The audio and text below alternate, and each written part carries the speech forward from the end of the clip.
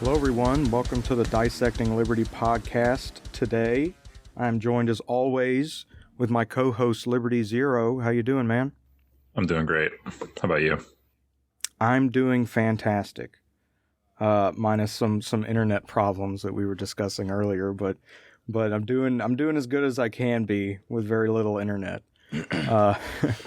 So today we have a very special guest, Buck, from the Death to Tyrants podcast. Almost said Death to Pirates podcast.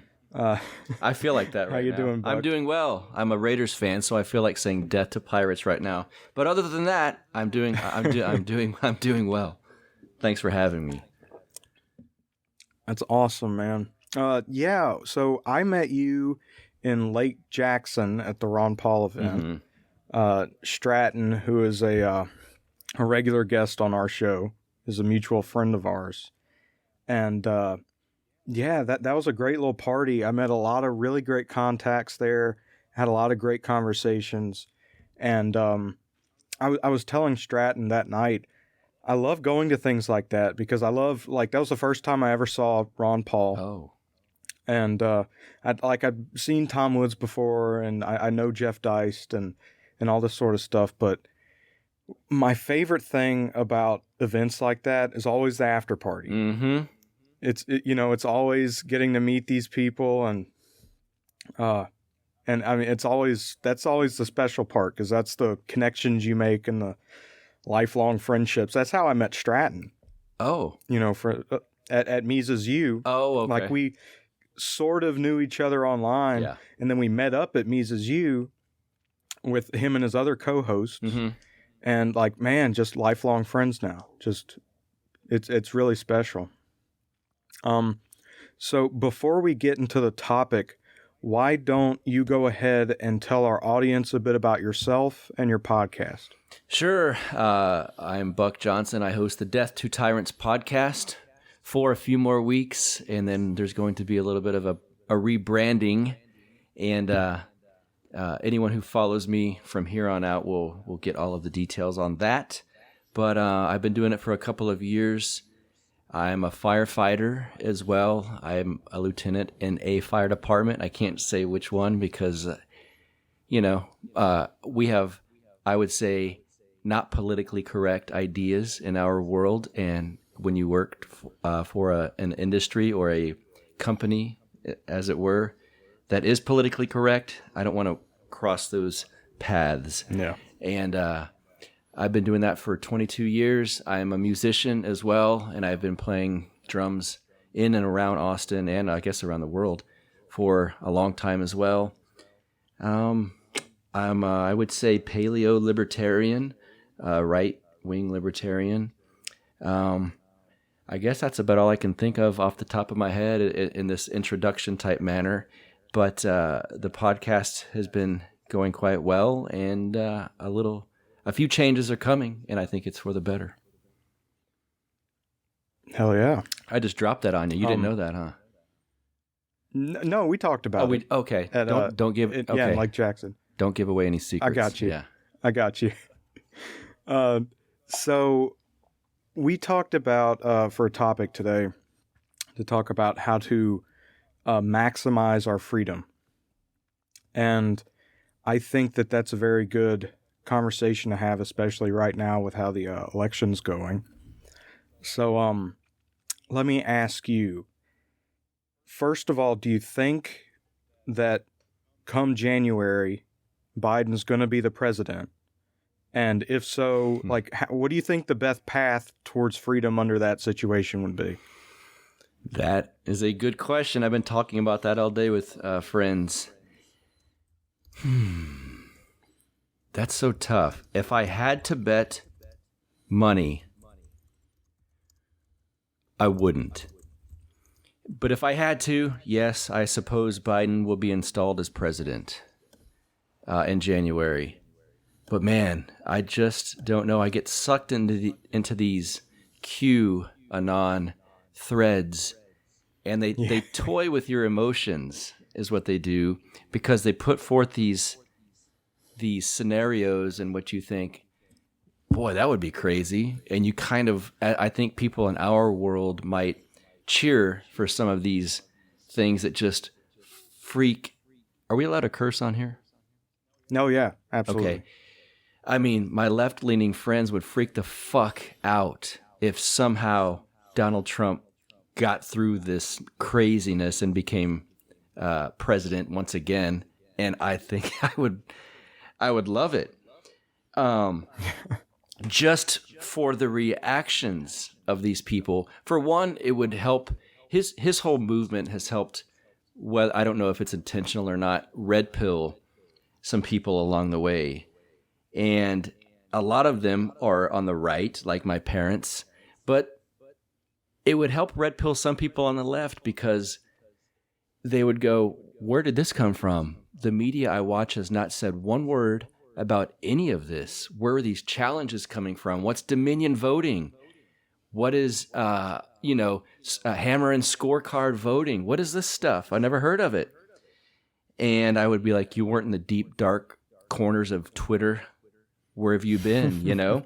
So, boy, it's a fun scenario to think about. But I suppose if I had to bet money, I think Biden will win. And then I'm an optimist by nature, and so I see some silver linings there too. I think the Trump moment has helped red pill not just boomers and people on the right. I think libertarians as well, even myself in some ways since 2016. Little things that have happened. Again, I don't know if he's done any of it on purpose or he's just kind of who he is and things happen, but I've been red-pilled along the way as well. So that everyone knows, it's not 2008 when someone that's slick talking, that's a Democrat that controls the cathedral, if you will, and can kind of lure and hoard over half the country and start wars and do all of these things that, as libertarians, we were going, wait, what are you doing? Ron Paul warned us against this. Now, I think a large percentage of the country will be fighting every step of the way, much more so than the last time a Democrat was in power in 2008 and then the following election after that, because of the last 4 years and then even 2020 itself, the lockdown stuff. It's like you can lock someone down in March when everyone's going, "What is this COVID thing? We're not sure." A lot of people were like, "I'm not sure about this." Now, so many people like myself have had it. And it's like, yeah, that was nothing. And so you can't tell a whole country to lock down. That's done. That moment's done. There should be no more gun control debate. That moment's done. So, and also you're not going to have a bunch of right-wingers going, "I want to defend my country. I'll go to war. Yes, sir. What do you say?" That's not happening anymore either. So it's going to be, Biden is used to politics as they were over 10 years ago. And so he's entering a time, if he makes it, we'll see, they're already pushing him out the door with the stuff about his son, which magically CNN wants to report on after the election. So we'll see if he makes it. Kamala isn't smart. And so I don't know if that's better or worse than Hillary Clinton, because I do think Hillary was smart and conniving and knew what was going on. I don't think Kamala is. And so what worries me about her is that she's going to be like George Bush, where the people that want to control everything control her. So we shall see. As for liberty and the prospects of it under a Biden and or Kamala Harris presidency, like I said, I'm an optimist. So I think enough people are red-pilled, and it will continue to get more so. Like, for instance, my dad said the other day when the Supreme Court pushed back the Texas lawsuit, my dad texted me and he goes, "They denied the lawsuit. President Harris it is," because he's already seeing this stuff about Hunter Biden. He's like, wow, here they go with the move to push Joe Biden out. So it's no longer like, what's going on? Whatever they say must be realistic. There's a lot of people that see right through it all, and I think that's the silver lining, I would say. Yeah, and one thing that I thought about, like when Joe Biden became president-elect, was that he's going to remind all these conservatives and right wingers that they actually do hate the federal government. Yes. Yep. Because there's been this funny thing where people like us laugh seeing the left calling themselves the resistance. And it's like, what do you don't resist anything except one person. And we're all like, we resist all of this stuff. So maybe it's better I think the natural resistance from the state is the Trumpers. And I'm only qualifying it that way because we're already there. So we're there no matter what. But when you have Trump in charge, the boomer cons are going to be like, well, let's just go with it. It's 4D chess. He knows what he's doing. As things get worse and worse, if it's Biden or Harris in charge, I think it's more likely that a larger segment of the country is going to say, no, we actually are resisting. We've got the universities, Hollywood, the federal government, the bureaucracies, all the way down to the city level are against us. So we really are a resistance. So I think that's also positive. So now, like that was pretty broad. So it was broad of a question. So what do you think in the event of a Biden presidency or in the event of a Trump presidency, just sort of long term, either way, how do you think people can maximize their monetary freedom? Oof. Geez, I am not super qualified to answer this, but I would say off the top of my head, not to sound like some kind of CPA or something, but diversify. Certainly crypto stuff, gold, not to fall back on what Ron Paul taught me, but the dollar only gets weaker. Throughout my lifetime, no one ever goes, man, the dollar's going to be strong at some point. In just a few years, it's going to be so strong again. No one says that, even blue-pilled people. But everyone does know gold, silver. I would say gold, silver, and ammo are the way to that. Those things are never going to diminish in value extensively. And the crypto stuff, I invest in some of that. I don't know quite enough. Some of it still confuses me. And then I start thinking, like, what if the internet goes down? Or when something's solely based in a virtual world, can that still be taken away from you somehow? And so I'm slightly hesitant with that, although there could be someone listening going, no, you idiot, it's this and this. And again, I'm not super qualified on crypto, but I do invest in some of it. But gold and silver and ammo never gets old. Yeah, like I've had that same worry about crypto. Like, what if the internet goes down? And at this point, I mean, I'll a short tangent.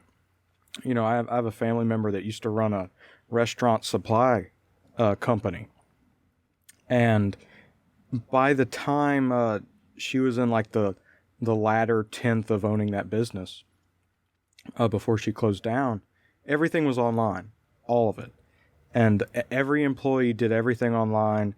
And on the rare occasion the power would go out or the internet would go out, the business didn't shut down. It had to continue running, and her employees would freak out. Like, they did not know how to write a paper invoice and so on. But eventually they figured it out. And I hate to think that if, let's say, the internet went down, I think at that point we're pretty screwed. Because, like, I see how these younger people would panic. And they're older than I was at the time and am now. But I would see how they would panic just writing a paper invoice.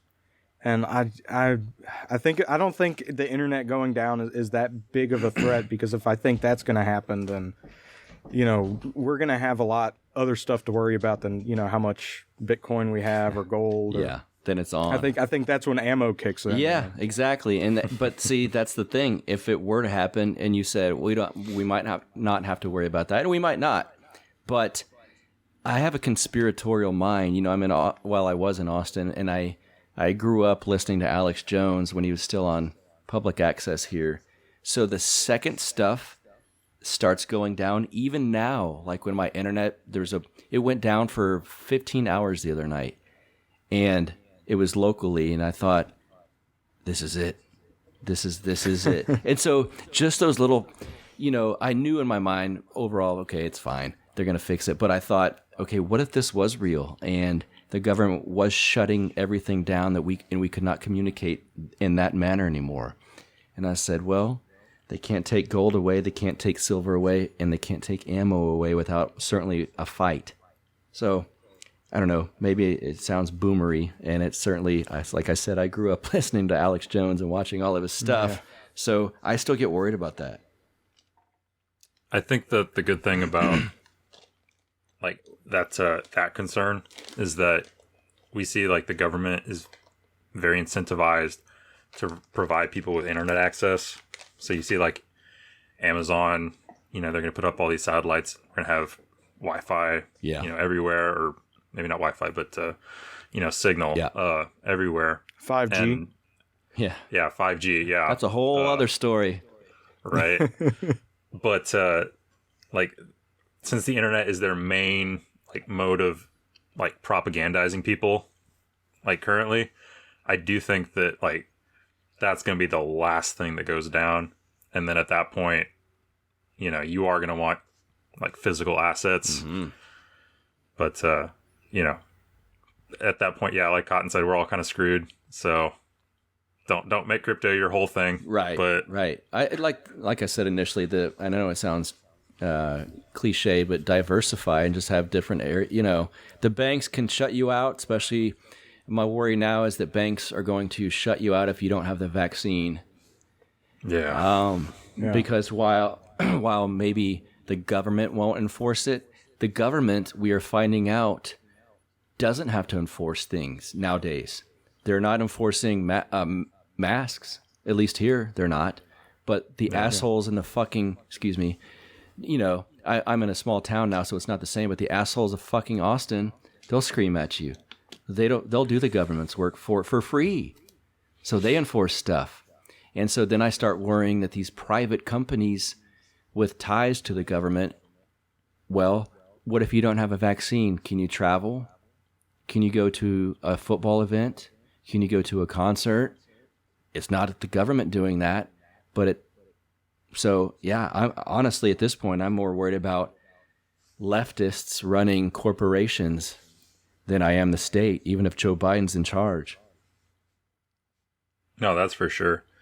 And that's something I noticed not long after all these mask mandates came down, is I was looking for a grocery store to go to that I didn't have to wear a mask in. Yep. And then I realized, like, there are no grocery stores except H-E-B and Walmart in this area.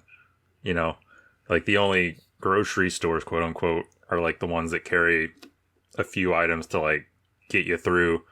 You're missing an ingredient, run to that store. Yep. But other than that, it's these big corporations, and they're going to go along. Yeah, and they're pushing it. I heard a friend of mine works for a bigger corporation, and he said, we have to wear masks now. And they said, it's just for optics. Admitting it. Mm-hmm. And it's like, yeah, it's all for optics. All of it is. But for the fact to like work and not get in trouble at work and knowingly just go, this is for optics. Crazy. It's crazy, man. You could, if you said in 2019, even the conspiratorial mind that I have, like, you might get fired from your job next year if you don't wear a mask. For what? For optics. Crazy. Yeah, well, it's scary. So since we're talking about masks, what do you think? So we talked about monetary freedom. So what do you think about maximizing your physical freedom in a very, base way? Are you being specific to wearing a mask or not? No, but masks are definitely in that. What do you mean by physical freedom then, besides masks? Because I can go off on a tirade on masks, but what besides? Okay, then let's do masks. and then we'll see how that translates to other things. Just so the listeners know, real quick, we're on a video call and Cotton's currently masked up, just in a room alone. That's right. Yes. Man, I was watching a press conference, or I saw a press conference from a football coach on Twitter. And, you know, they do all of their press conferences now with a mask on Zoom, like we are right now. And it's like, dude, give me a fucking break.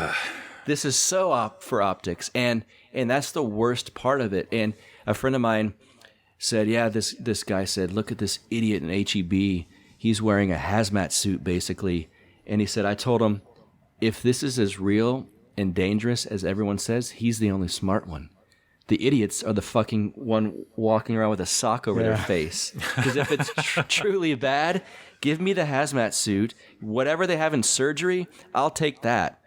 But it's not truly bad. You know how we know that? Not only because I've had it, because Gavin Newsom, the mayor of Austin, Nancy Pelosi, the mayor of Chicago, we can go on and on. Cuomo, the governor of Louisiana. He did it. He get caught too. My governor. They all get caught without a mask around a bunch of people, and so they know it's not a fucking deadly pandemic that's going to kill you if you get next to someone. They know that. That's why they do that. It's, we're into Austrian economics. That's an a priori truth because we can see them doing it, and therefore we know they're not scared of dying. So I can go off and for hours on this stuff, and I see Gavin Newsom up in the French Laundry restaurant in Napa, and I like it when I see that video. People said, "What a hypocrite!" It's like, okay, well, they're all hypocrites. Did you not know that already? We understand that part of it. The good thing is we know that now we can go out without masks and we can gather with people. You know how we know that? Because he's in charge making these bullshit rules, and he did it, so therefore he knows you're not going to die. So get out and live your life and quit being scared of your neighbor looking at you and taking a picture and trying to turn it into somewhere. So, physical freedom, at some point you're going to have to be willing to have physical confrontations with people. And, I mean, that's just what it is in my opinion. That's one of the reasons why I work out all the time. I've always told my wife and friends, like, I don't have to be the toughest person in the room, but I want someone that sees me, I want them to think, I'd rather not fight him. So, if I walk through HEB and someone says something, if I don't have a mask on, I'll fucking throw down with them right there if you have an issue with it. And I think it's going to have to take a lot of people willing to push back, because that's all it is. It's people going along to get along, and then they think they want to be hall monitor because there's a generation of people that were raised like, you're so cool, you're so special, no one will hurt you. And when they find out someone will, well, maybe that's what they need. Yeah. It violates the nap. I realize that, but sorry. Grow a beard. There you go. If you don't want confrontation, grow a beard. Does that work? It does. Like, I've never been confronted. I've not yet either. Me, or just get full sleeves. That works too. And be bigger than, 120. I don't know. Some of those Walmart employees asking me to put on a mask are pretty big. Not muscles, but they're pretty big. Right, yeah. My wife told me the other day, it's funny because she has been overall, I would say, more anti-mask even than me. And she said, my new rule is if I decide, fuck it, I'll put one on. As I'm checking out, I take it off. And she's like, it's this game. I start to see how much further into the store I can be when I take it off, and then just tell the people, oh, I'm leaving. Yeah. I did the same thing in a restaurant. Like we paid, we were about to leave, and before we stood up, I stand it up. I did not put on a mask as I got up. Yeah. And the person I was with was like, well, they told you to put on a mask, and I said, we're paid. What are they going to do? I'm leaving. Kick us out? Yeah. I mean, yeah. Yeah. I'm leaving. Fine. Fuck it.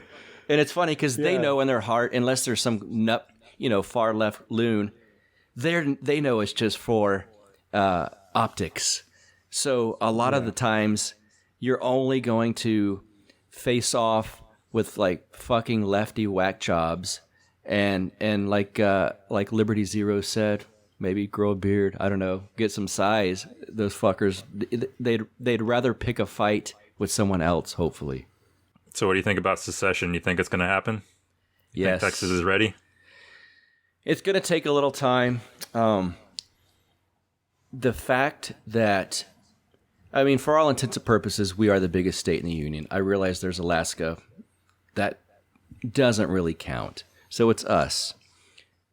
The fact that the Republican chair from Texas put out a statement about maybe a few states. He didn't say should secede. He said should start another union. Same thing. The fact that happened, yes. And there's a congressman, a representative from Fredericksburg, Texas. I don't know if you saw this. He put out a statement about secession. The fact that those people are doing it, it's amazing. It's so nice because it's becoming mainstream. And I believe Rush Limbaugh said something about it. And I know Ben, what's his name? The little neocon guy. Shapiro. I know he retweeted a story about it. And those people are not by any means like heroes of mine, but they're mainstream. And so it does no good other than an education purpose for us or the Mises Institute or any podcasters in our world to talk about secession other than to flourish some ideas about it. But when mainstream sources talk about it, that's huge. And, I saw some pushback from the Republican chair here. Well, that's the Republican Party. When have they ever done anything special? And it's like, I don't know. But the fact that they're saying secession is something, just applaud, please, because that means they're on our side, at least for that. And so, are we still good to keep going? Yeah, we can go. Okay. And so, yeah, I think I made a bet with someone maybe 2 years ago that it will happen before 2024. We shall see. I'm not saying I'm going to lose the bet because after 2020, like I said, in 2019, if you said, hey, you got to wear a mask when you go to the store. For what? Optics. For what are you talking about? I would have said no way. So again, when the Soviet Union collapsed, at some point there's a timeline when something does happen, and it would have been hard to predict just a few years prior. Slavery ending, the wall in Germany. So yeah, I think secession will happen. I would say in my lifetime it will certainly happen. I don't know if Texas is ready per se, like my parents, my family. I don't know what they would say, to be honest with you. They're Trumpers. We'll see. It won't take much, I don't think. But I think the fact that it's a mainstream discussion is so awesome. And so we're pointed in the right direction. You asked about liberty under a Biden administration. That would be brilliant. Another thing I want to talk about, sorry to just keep ranting, but these are the topics I love. There's an excuse, and again, I saw this state rep from Fredericksburg, Texas, posting about secession. And these people are saying, you can't under our Constitution. And it's like, right, we're not under that Constitution if we secede. So it's like, if you divorce your wife and you start dating someone and she says, we've got marriage vows. Yeah, we did. We don't any longer. Mm-hmm. I left. And so the whole constitutional aspect, right, it's probably not in the Constitution that we can secede. It was in the Declaration of Independence. I realize you guys have forgotten about, not you, but the people telling me this have forgotten about this. But I'm not sure that matters. If we want to leave, we're going to leave. I hope it's peaceful. I really do. I don't know. If it's not, then it's not. And I think that's something that people are going to have to be ready for. But it's certainly an option, and I think it's becoming mainstream. I applaud the fact that Ben Shapiro, Rush Limbaugh, a rep from Texas, and the head of the Texas Republican National or State Committee, are talking about it. That, to me, is just, it's unbelievable. I've been talking about it since the mid-90s. And so now all of a sudden, hey, normal people use that word. It's pretty amazing. I love it. Yeah, I know. Before we move on, I got to mention Zero's Wi-Fi is out. So I hope we get to see him again. I do too. But there's no telling. Yeah, I think like a really early red pill moment for me was learning about the Civil War. Mm-hmm. And, you know, I don't know where you're from, but I learned all about it in middle school. That's when we really dove deep into the Civil War as its own happening outside of other contexts.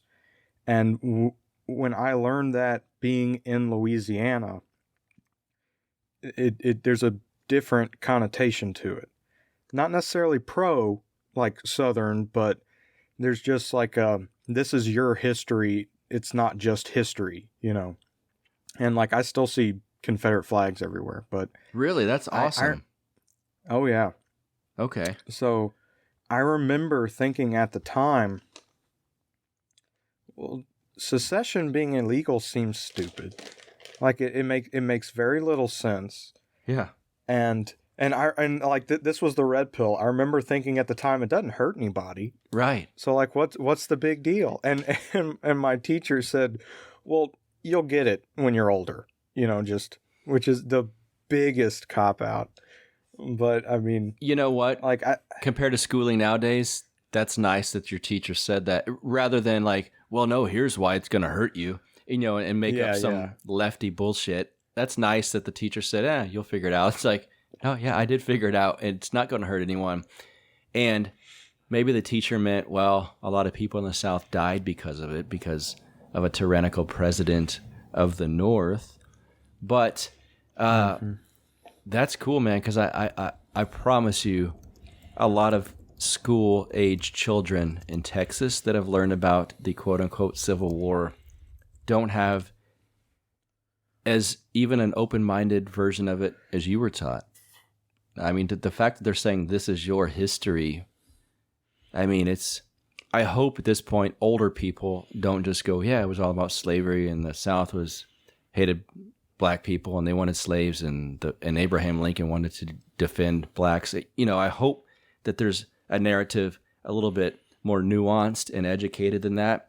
I suspect some places there's not, but I assume in public schooling here in Texas, there's still people teaching it that way. Yeah. I don't know how much you've seen of my Twitter, but I'm not very serious on there at all. I think it's just a great platform to mess around. And I was workshopping this tweet.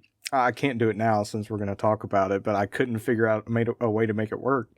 And I was going to say something along the lines of, and this is true, Abraham Lincoln, after the Civil War, wanted to deport the slaves to Africa. That's right.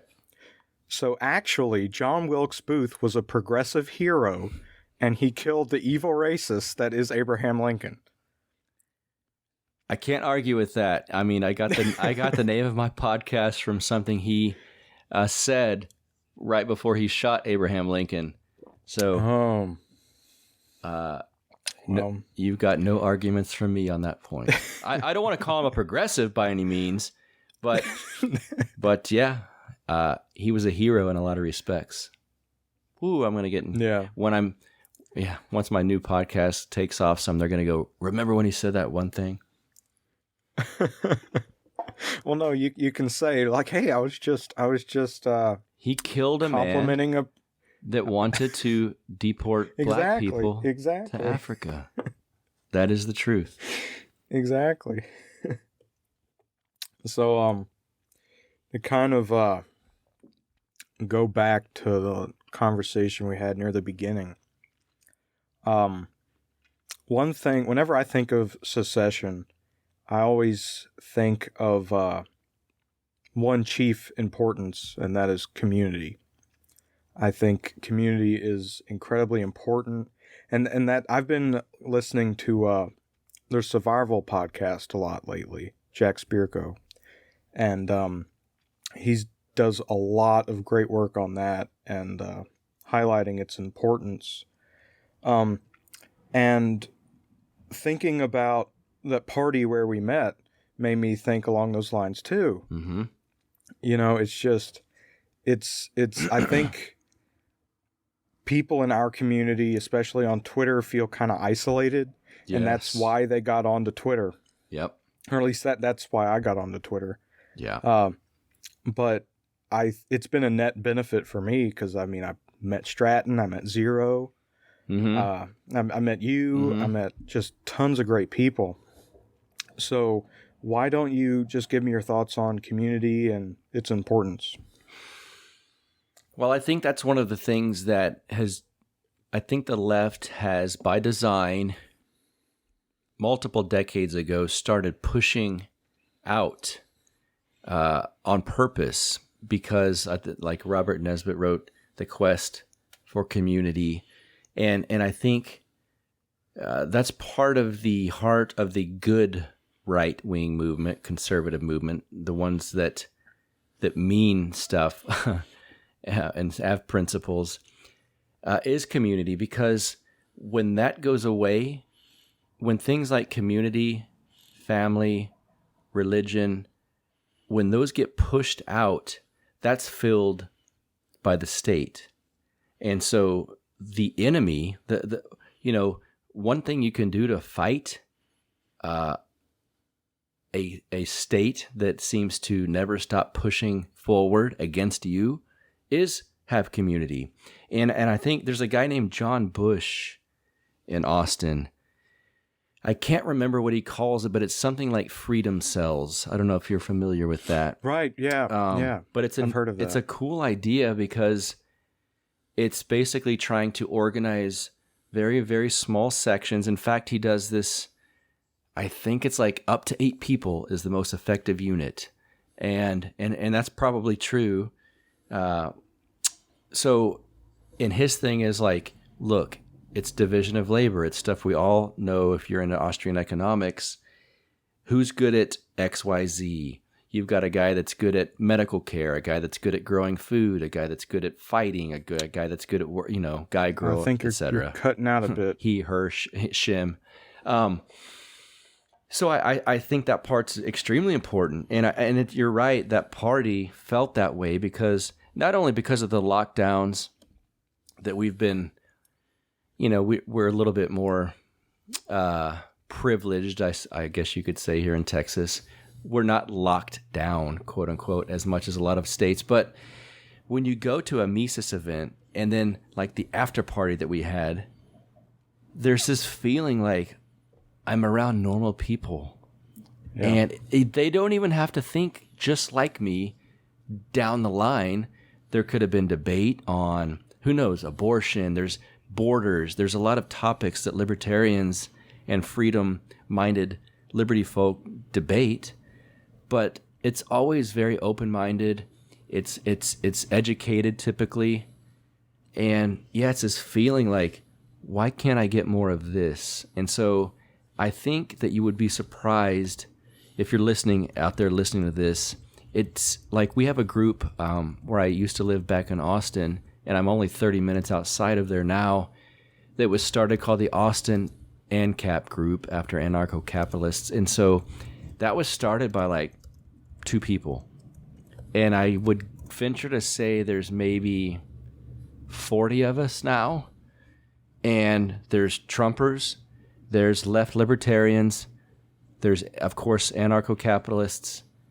And, of course, there's debate within it. We've got this chat group that's now formed in like 5 different areas. But, of course, there's debate. But it's, for the most part, like-minded people that know you have their back. They have your back. And so and like I mentioned that John Bush, his Freedom Cell network, I think things like that are important to do because the more you can localize your group of people, not just to hang out with and meet up and exchange ideas and have, guests come in and speak with you about whatever, but even survival stuff like the Freedom Cell network. I'm because of my job, I know about medical care and medic type things. There's people that are gun nuts in our little circle. There's people that are outdoors, kind of woodsy type people. So sorry to go on a long rant, but the community thing, that is what the state hates. They would love to dissolve that. And I think that's part of the lockdown initiative. They would like you to be alone. And it's funny, this is always the lefty stereotype of libertarians. Oh, you just want to sit by yourself and do nothing and talk to no one. It's like, no, that's not it at all. We recognize that to get along in life, it takes division of labor. It takes a lot of people cooperating peacefully with one another. It doesn't take a state, central person with a bullhorn screaming at us how to live life, and what to do. We don't need that part of it. That's what they don't want, is for us to figure that out. So the more community you have, even if, you can have, it's awesome, in Austin, Texas, at some point you're going to invite some of the libertarians, might as well be hippies and people that grow weed and you look at them and you're like, really?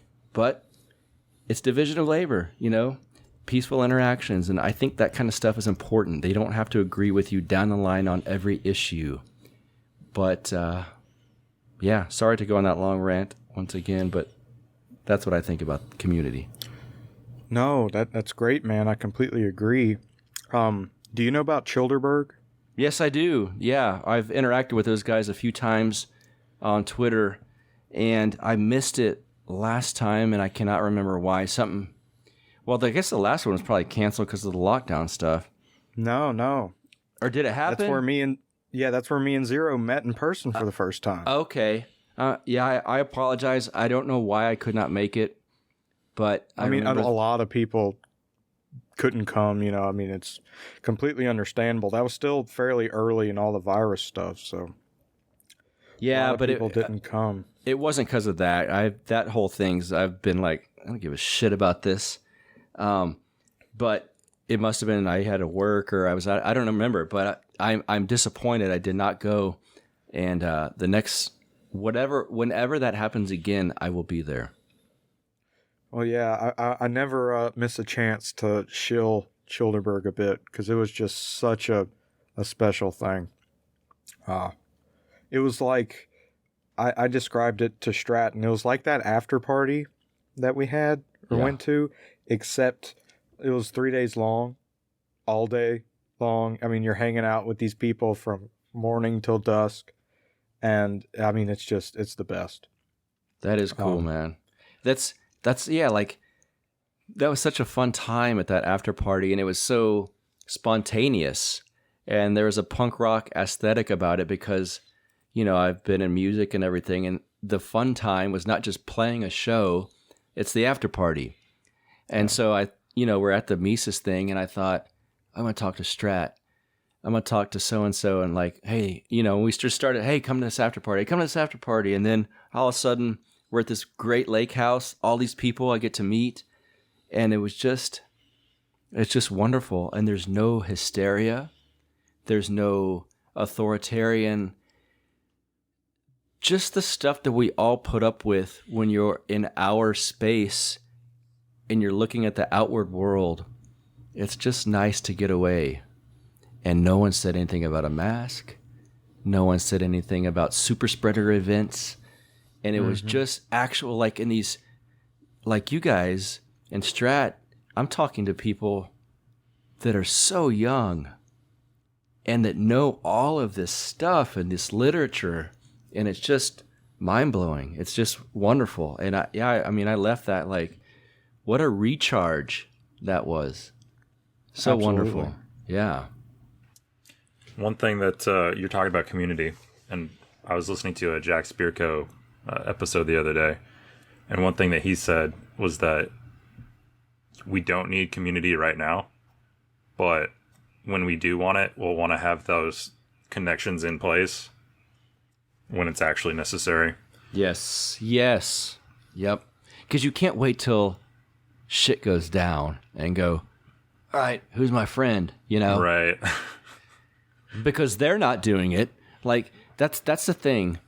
And I apologize to just sound binary and divide this into the left versus everyone else, but it is, in my opinion. And so the left, i.e. the state, same thing, they have planned stuff out so wonderfully long term. And it doesn't take a secret meeting of the Illuminati in a dark room. This is networked out. It's some people don't know what's going on. They're useful idiots. But they've done a wonderful job at planning long term, incrementally, and they're ready. So it makes no sense for people that like liberty and care about, like, I don't know, maybe living like we'd like to live without a hall monitor. It's incumbent upon us to start fighting back, not just physically or online and writing stuff on Twitter, but to go, you know what? I'm planning a community here, and if shit goes down, I know who I can count on and what I can count on them for. The division of labor, like I mentioned earlier. And so, get out of the big cities, I would say. And I think it sounds like all three of us are out of one. Our internet might not be the best, but you have to know, what if something went crazy in a week from now? Who can I call? What can we do? And I think that Liberty, you were gone for a second, but that Freedom Cell network that John Bush promotes, I think things like that are important. So that's my spiel there. Hell yeah. So, before we wrap up, why don't you go ahead and tell everybody again where they can find you and any other plugs you got? I guess the easiest thing that encompasses all of it is death2tyrantspodcast.com. That's got the Facebook, Twitter, Instagram, Patreon, all of that stuff. And for the time being, that's where you can find me, death2tyrantspodcast.com. The podcasts drop once a week. There's going to be a few bonus episodes coming up here this month because some things are changing in January, and some things will be different. It's going to be for the better. It's going to be awesome, even better than it is now. But until then, I want to squeeze a bunch of episodes out. And I got stuff coming out on COVID, the lockdowns, the stats, the media, the stuff the media screws up constantly. Well, they don't screw up. That sounds like a blue-pilled libertarian. They purposely mess up in order to scare people. So I've got stuff like that coming out. I got a guy coming on talking about living outside of the country, if that's something you'd like to do, and how to do that, and how to earn money, keep your money, that kind of thing. And so through December, it will be called the Death to Tyrants podcast, and you can find that at death2tyrantspodcast.com. All right. Zero, you want to outro us? Yeah. As always, I am Liberty Zero, reminding you to zero your rifle. And I'm Cottonarchist, reminding you to pick cotton voluntarily.